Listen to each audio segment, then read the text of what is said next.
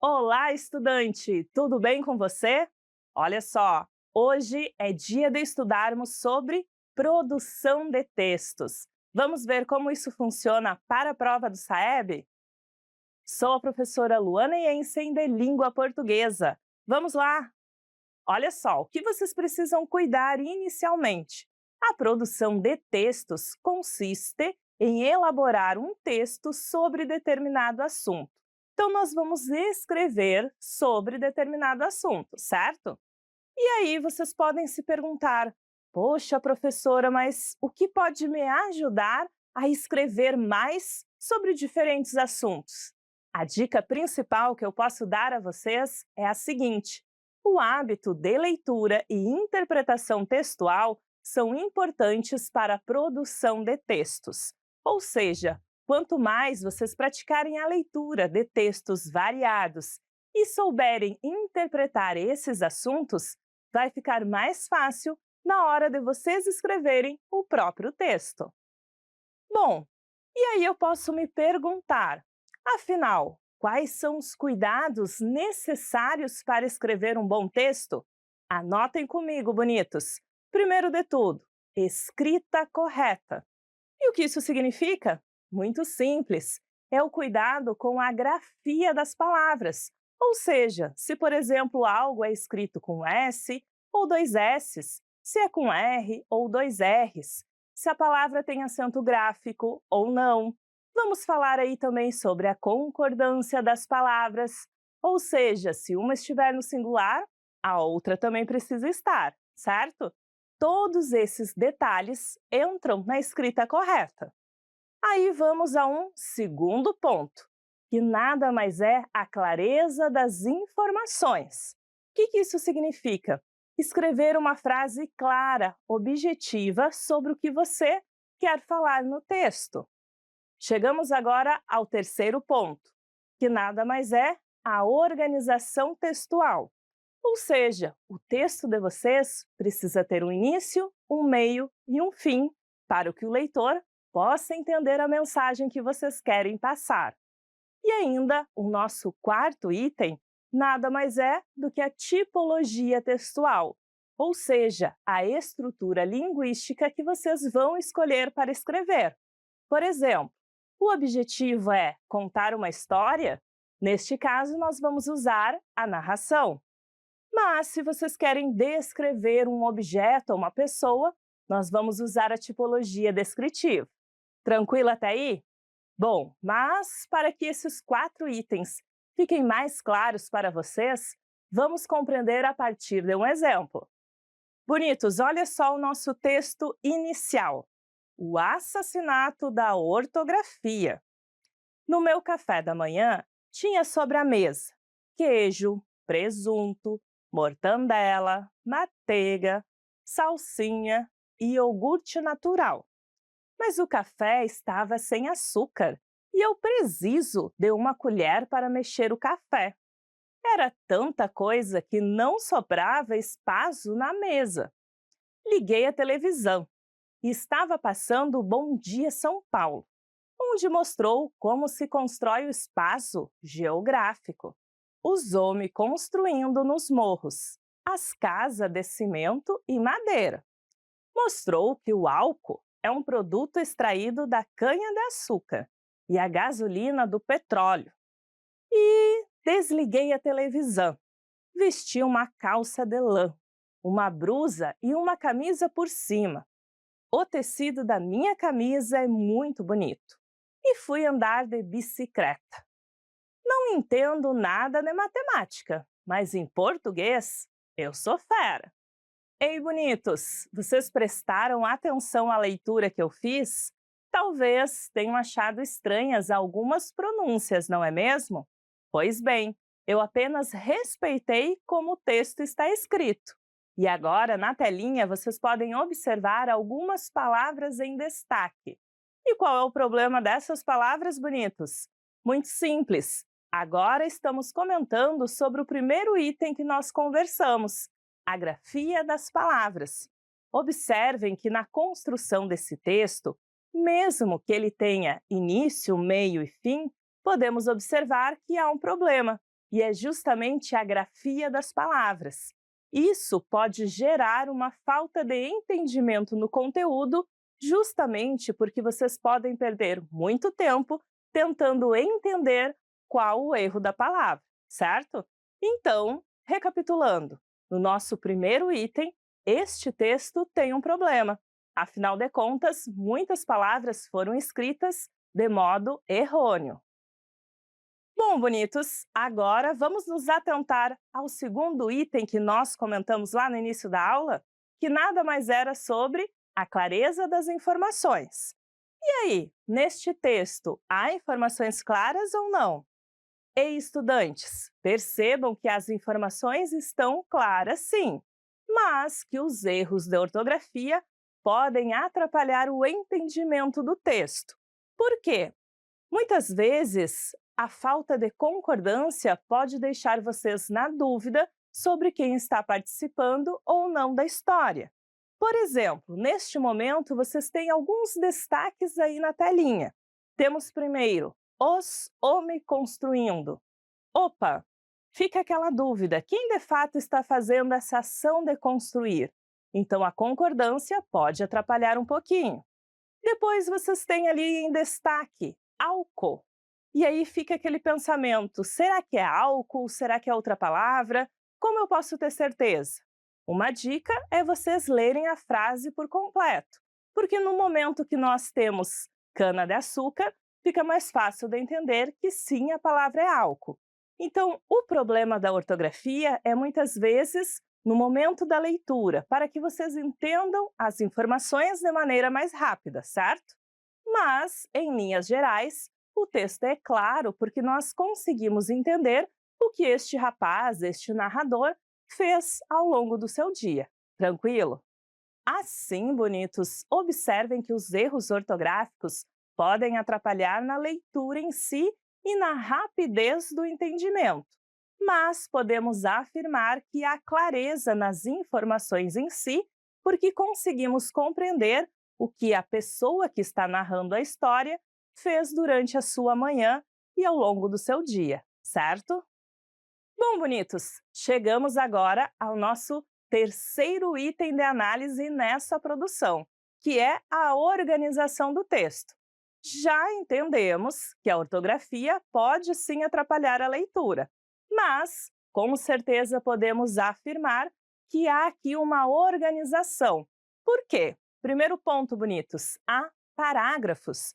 Observem que visualmente o sinal do parágrafo nada mais é do que o espaço em branco no início da frase, certo? Além disso, o texto possui início, meio e fim. Afinal de contas, a pessoa que está narrando o seu dia a dia começa numa linha temporal, no café da manhã, depois liga a televisão, até que decide sair e troca de roupa para fazer essa ação. Então, nós conseguimos compreender um início, um meio e um final do texto. Isso significa organização textual. Tranquilo até aí? Bom, bonitos, se até aí já está tranquilo, vamos agora ao nosso quarto item de análise, que nada mais é a tipologia do texto. Observem que nós temos aqui um texto narrativo e descritivo. Poxa, professora, mas eu posso combinar duas tipologias? Sem problemas, bonitos! Lembrem que, geralmente, quando nós narramos um fato, contamos uma história, é super natural que façamos uma pausa para descrever um ambiente ou descrever um personagem, não é mesmo? E é o que acontece neste texto. Primeiro ponto, podemos entender a narrativa porque a pessoa que está narrando a história consegue nos passar uma linha temporal. O que acontece de manhã, ao longo do dia, a troca de roupa, a troca de cenários.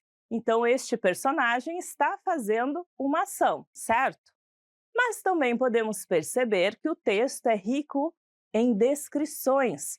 Por exemplo, olha só a quantidade de alimentos que tem nessa mesa de café da manhã. O uso de substantivos e adjetivos serve justamente para isso, para descrever o que está acontecendo. Observem ainda outra descrição. O personagem para falar sobre a sua vestimenta. Inclusive, diz que é muito bonito o tecido da sua camisa, certo? Então, consegue contar uma história descrevendo alguns elementos específicos. Tranquilo até aí? Então, bonitos, podem observar que é super tranquilo narrar uma história e, dentro dessa narrativa, fazer a descrição de alguns elementos específicos, certo? Ei, bonitos! Agora vamos aproveitar as explicações que nós tivemos hoje sobre produção de textos? Olha só o enunciado dessa questão. As informações abaixo estão isoladas. Escreva-as formando um parágrafo organizado, coeso e claro. Coloque os verbos no tempo pretérito do indicativo. Acrescente o que for necessário para formar suas frases. Bom, vejamos as informações isoladas. Exposição de quadros, terça-feira, saguão do Teatro Municipal, quadros pintados por alunos do Ensino Fundamental 2, alunos da Escola Pública Municipal.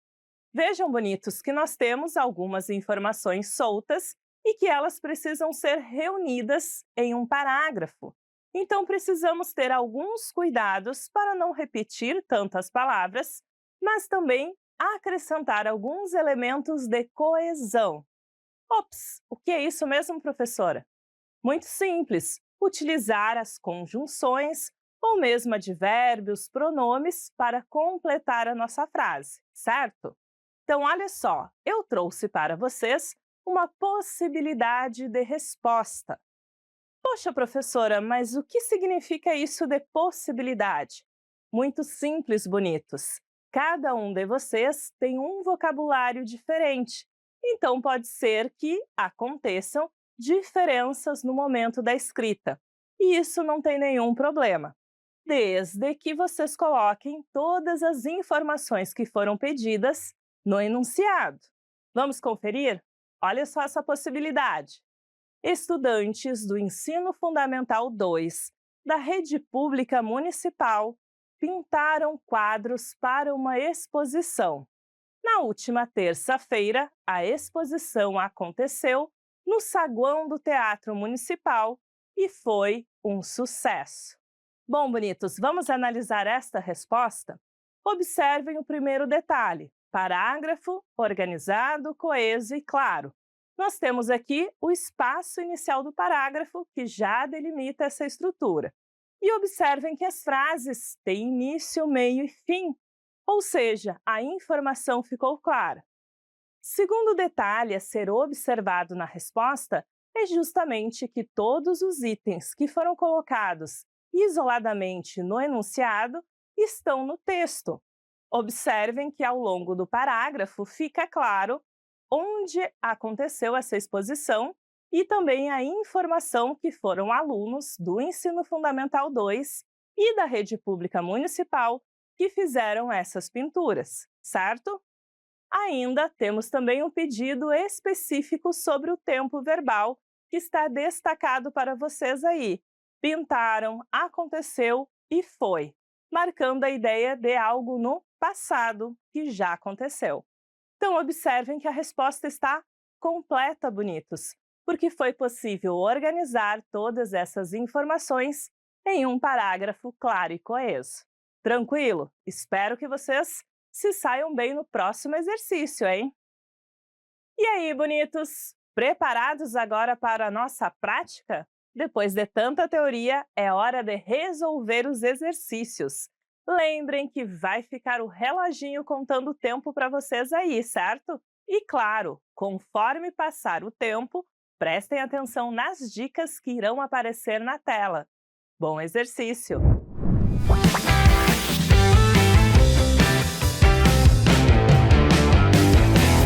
Fala, turma! Eu sou o professor Micael Ferreira, de Língua Portuguesa, e a nossa dica E Mais Show de hoje é interpretação de textos, mais precisamente a sua produção.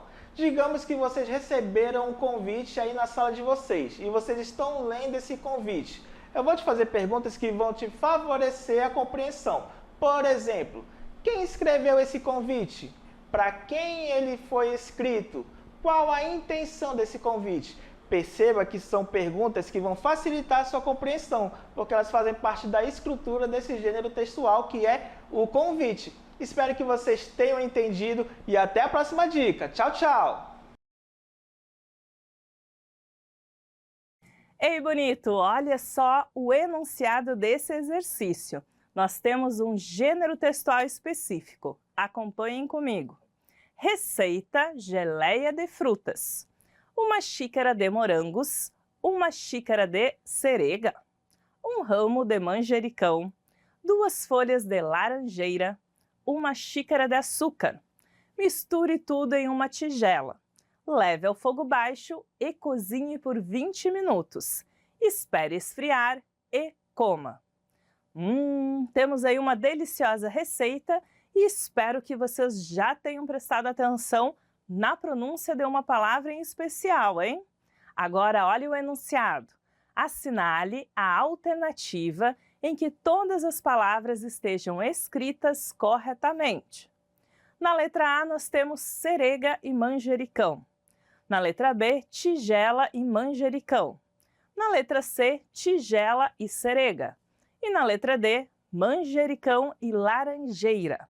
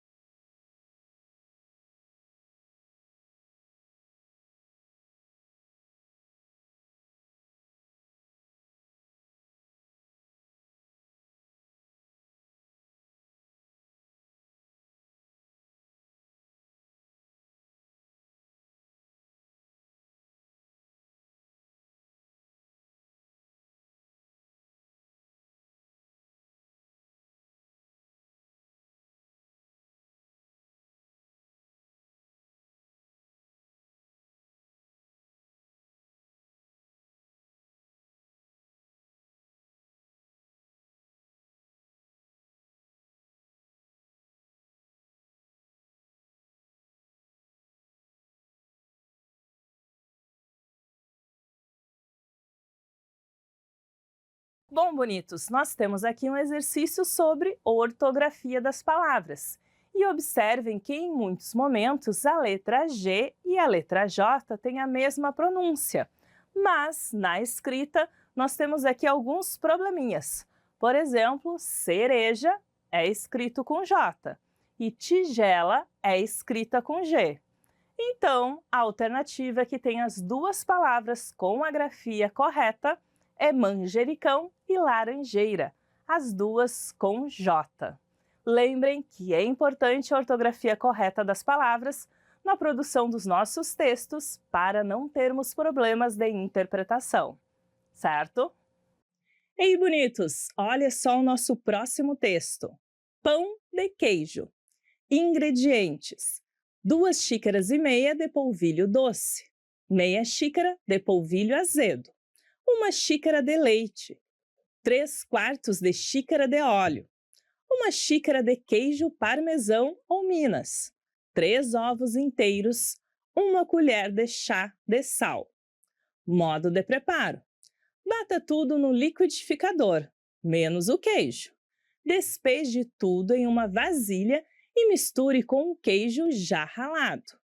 Leve ao forno em forminhas de empada untada por 20 minutos. Deu até fome, não é mesmo, bonitos? Então já guardem essa receita para quem sabe depois pedir para o pai ou para a mãe fazer em casa. Tenho certeza que vocês vão adorar. Mas agora, olha só, o nosso enunciado pede o seguinte: a finalidade da receita lida é... Lembrem, bonitos, que finalidade é um sinônimo de objetivo, ou seja, para que o nosso texto foi escrito. E por que será que esse exercício é importante aqui na produção de textos? Muito simples, porque quando produzimos e escrevemos um texto, precisamos saber qual é a finalidade dele. Afinal de contas, para que estamos escrevendo? Então vamos lá. Na letra A diz o seguinte: organizar uma lista de compras. Letra B, indicar quais remédios um paciente deve tomar. Letra C, mostrar como se monta um brinquedo. Letra D, orientar o preparo de um alimento.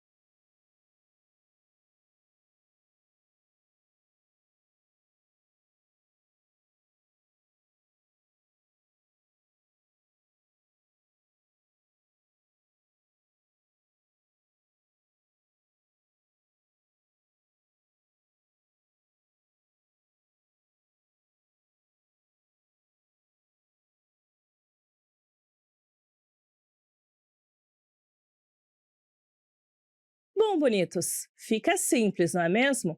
Afinal de contas, nós temos algumas partes específicas. Primeiro, o título, pão de queijo. É um alimento, certo? Depois nós temos ingredientes e modo de preparo. Então já fica claro que a ideia é preparar alguma coisa, fazer uma receita. Então já entendemos que não é uma lista de compras. Também não temos nada relacionado a remédios, e muito menos a montagem de um brinquedo. Logo, a resposta correta é a letra D, orientar o preparo de um alimento. E lembrem que saber o objetivo de um texto é importante no início da produção de vocês. Olha só, bonitos, o nosso próximo texto. Pão de queijo. Ingredientes: 2,5 xícaras de polvilho doce, meia xícara de polvilho azedo, 1 xícara de leite, 3/4 xícara de óleo, 1 xícara de queijo parmesão ou Minas, 3 ovos inteiros, 1 colher de chá de sal. Modo de preparo: bata tudo no liquidificador, menos o queijo. Despeje tudo em uma vasilha e misture com o queijo já ralado. Leve ao forno em forminhas de empada, untada por 20 minutos. Quase posso sentir o cheirinho desse pão de queijo, e vocês? Mas antes que dê fome, bora resolver o exercício. O enunciado diz o seguinte: a receita está organizada em quais partes? Ei, bonitos, olha que interessante esse exercício. Identificar o objetivo do texto e como ele é organizado é super importante no momento de você escrever o seu próprio texto. Assim, você já consegue se orientar quanto a início, desenvolvimento e final do texto, certo? Neste caso específico, a receita é separada em algumas partes. Vamos conferir as alternativas? Na letra A diz o seguinte: início, autor e fim. Na letra B, título, ingredientes e modo de preparo. Na letra C, título, conteúdo e autor. Na letra D, título, ingredientes e justificativa.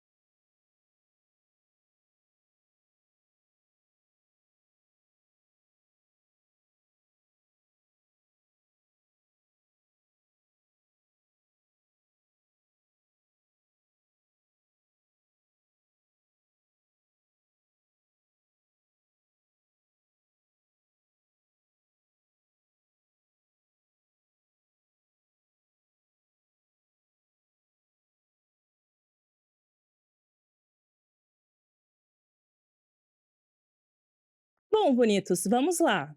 Podemos perceber que nesse texto em especial, nós não temos o autor do texto, não sabemos quem é que escreveu ou criou a receita, não é mesmo? Então já conseguimos entender que não pode ser a letra A nem a letra C. E aí depois, o que nós vamos observar? Vejam que já está em destaque para vocês na escrita do texto. O título, pão de queijo. E as duas partes seguintes, ingredientes e modo de preparo. Assim, a nossa resposta correta é a letra B. Título, ingredientes e modo de preparo, certo? Espero que vocês tenham se saído bem. E aí, bonito? E aí, bonita? Tudo tranquilo hoje? Espero que vocês tenham aproveitado as explicações sobre a produção de textos. Até a próxima aula!